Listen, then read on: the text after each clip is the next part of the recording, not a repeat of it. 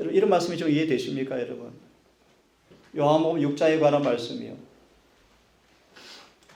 예수의 제자들이 예수를 떠나갑니다. 많이 떠나갑니다. 성경을 보시면 11제자 외에 다 떠나가 버리죠. 그죠? 예수님은 그 장면을 바라보시면서 이렇게 묘사하십니다.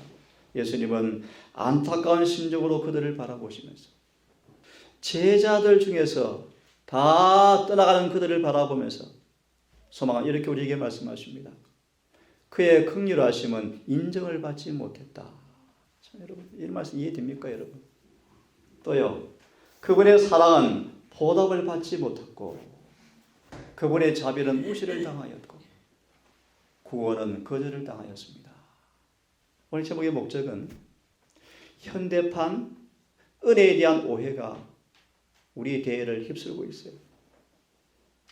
미리 한 말씀을 드립니다. 심판 때 인간의 결함과 불완전함을 남겨둔다면 절대로 간아픔을 받지 못할 것이다. 그런데 신학자들은 말합니다. 본성의 불가피한 결함들은 여전히 중보해 주신다라고 사이트에 올라와 있어 한번 보십시오, 여러분. 은혜가 철저하게 오해되고 있어요. 은혜가 거절되고 있어요. 그의 긍휼과 사랑과 자비가 구원이 무시를 당하고 거절을 당하였습니다. 예수님은 너무나 슬퍼하셨어요.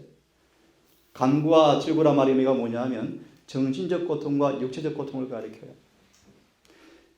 너무너무 마음과 정신이 아파서 입에서 파열음이, 피통의 부러지짐이 바래졌대요. 내가 어찌 너를 버리겠느냐. 어찌 너를 버리겠느냐.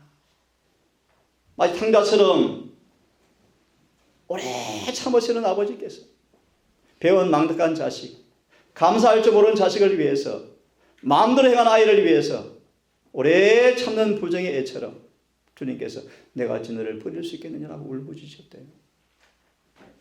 은혜는 거절함을 받아왔고, 특권은 남용되었고, 주어진 기회들은 경히 여김을 받았다.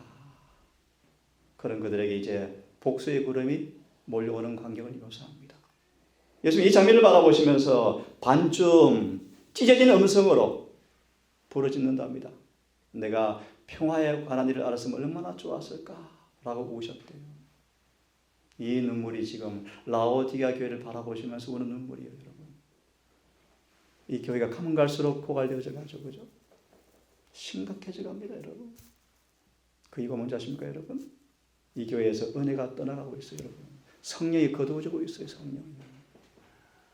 일꾼들은 많아도 교회는 부흥이 안 되지 않습니까, 여러분? 은혜의 천사는 급히 다가오는 공의의 천사에게 자리를 내어주기 위해서 황금 보좌에서 걸어 내려오고 있었다. 지금이 그런 시간이에요, 여러분. 지금이 그런 시간이요. 여러분, 두 번째 은혜 시간이 있습니까? 없습니다. 지난 우리 청년들 수고 많았습니다. 또 한 분의 시신을 땅에 묻는 장면을 보셨죠, 그죠? 어떤 생각들을 많이 해봤습니까, 여러분? 또 잊어버리죠. 사람 망각하고 잊어버리죠, 그죠? 우리 주님께 오신다면 우리 또한 가야 할 곳 아닙니까, 그죠? 죽습니다. 죽음 앞에 누가 피해갈 수 있겠습니까? 두 번째 은혜 시간은 없습니다. 지금이 그 은혜의 시간입니다. 은혜의 천사가 황금 날개를 접기 전에, 그 보좌에서 내려오기 전에, 영원히 자비가 끝나기 전에 지금 은혜를 받으셔야 돼요. 지금이 은혜의 때입니다. 그죠? 이 은혜의 때가 지나버리면 더 이상 은혜가 없습니다, 여러분. 계시록 2장 6절은 그렇게 말씀하셨어요. 오직 내게 이것이 있으니 내가 니골라당의 행위를 미워하는도다. 무엇을요? 니골라당을요. 그런데요, 2장 15절에 가시면요, 버가모교에 가시면 니골라다의 교훈을 지키는 자들이 있도다, 그렇게 말합니다. 이 말씀을 유다서 1장 3절은 말하기를 사랑하는 자들아 우리의 일반으로 얻은 구원, 가만히 보시면요, 구원에 관해서 다 걔네가 같았다 뜻입니다. 다 알고 있는 구원, 그런 뜻이었습니다. 이걸 다시 일깨우기 위해서 편지하면서 말하기를 믿음의 도를 위하여 힘써 싸우라라는 편지를 쓰고 싶어서 베드로가 편지를 쓰는 것입니다. 이게 좀 직역을 하면요, 이 번역이 조금 잘못되었습니다. 믿음의 도가 이렇게 되어 있습니다. 성도들에게 구원을 얻게 하는, 단번에 구원하게 하는 그 믿음, 성도들을 구원에 이르게 하는 그 믿음을 위해서 싸우라고 유다서가 기록이 우리에게 주어져 있다고 말씀하십니다. 왜 그런가 보세요. 그들은 하나님의 은혜를 뭐로 바꾸었다고요? 세귑거리로 바꾸었다. 이게 니골라당이. 은혜를 세귑거리로 바꾸었다. 이게 무슨 뜻일까요, 여러분? 우리는 안타깝게도 영적으로 참 연약합니다. 특히 남은 교회가 그렇습니다. 특히 두려운 사실은 첫사랑이 사라졌어요. 우리 어떻습니까, 여러분? 질문 한번 해볼까요? 여러분, 첫사랑이 있습니까, 여러분? 첫사랑. 처음 사랑이 있습니까, 여러분? 성경 말하기를 처음 사랑을 회복하지 아니하면 뭐 한다고 말씀하죠? 촛대를 옮긴다. 그럼 처음 사랑이 무엇입니까? 계시록 2장 7절의 주석을 나중에 보세요. 한마디로 말합니다. 예수께서 가진 똑같은 사랑을 가리킨다. 예수께서 가진 똑같은 사랑을 없으면 뭐 한다고요?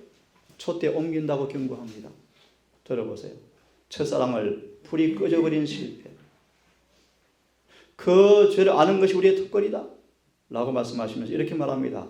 하나님의 은혜를 음란으로 바꾼 니골라당의 죄가 우리 가운데 있다는 것입니다.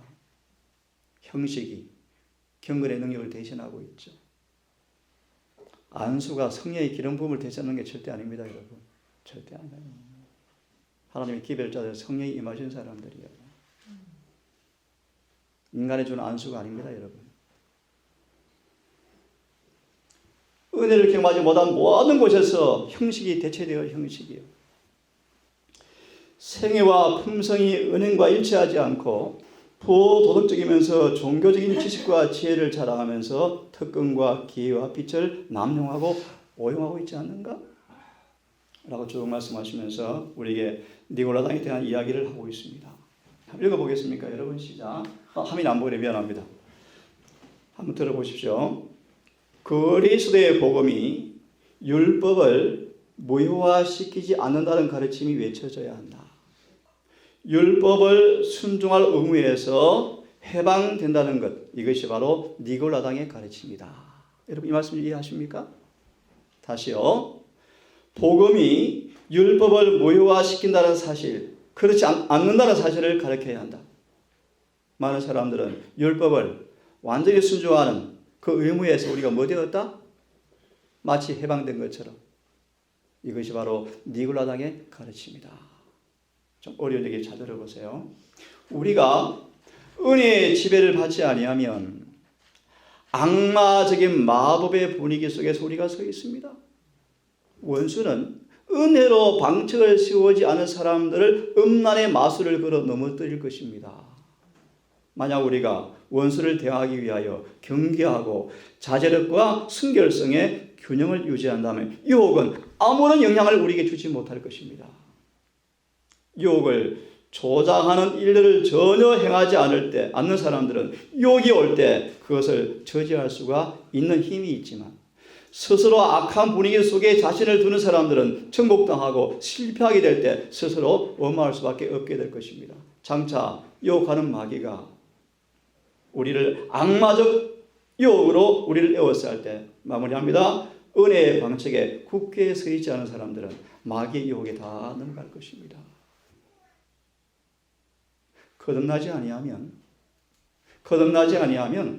많은 사람들을 구원을 인간의 방식으로 가르쳐서 사람들을 속이겠대요. 다시 숙제를 드립니다. 이런 가르침들이 활기를 쳐요, 지금. 인간의 본성의 불가피함 때문에 은혜식이 끝난 이후에도 여전히 우리는 완전하지 않다. 결함이 있다.